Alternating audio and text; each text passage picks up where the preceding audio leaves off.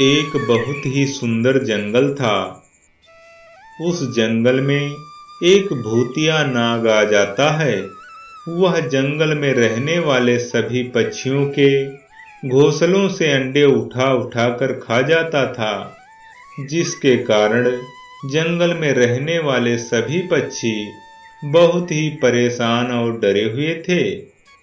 एक दिन जंगल में सभी पक्षियों ने सभा बुलाई और एक पास इकट्ठे हुए।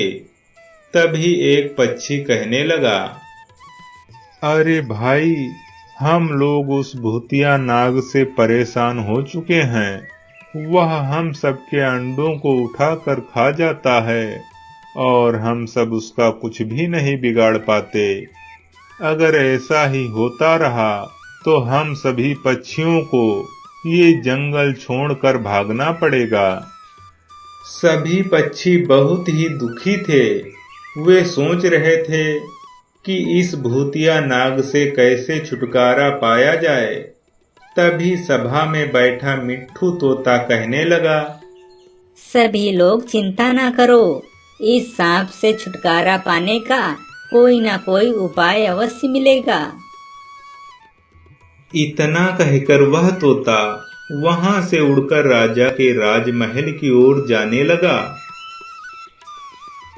इधर राजमहल के अंदर तालाब में रानी स्नान करने जा रही थी, इसलिए वे अपने गहने और आभूषण उतारकर तालाब के किनारे रख देती हैं।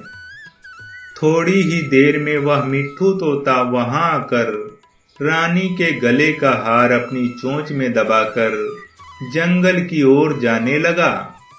तभी रानी के आवाज लगाने पर राजमहल में तैनात राजा के सिपाही तोता का पीछा करने लगे और वह मिट्ठू तोता जंगल में पहुंचकर वह रानी का हार उस भूतिया नाग के गले में डाल देता है। तभी राजा के सिपाही वहां पहुंच जाते हैं।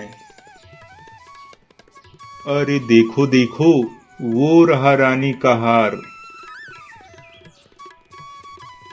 तभी राजा के सिपाही उस भूतिया नाग को मार डालते हैं और रानी का हार लेकर राजमहल की ओर चले जाते हैं।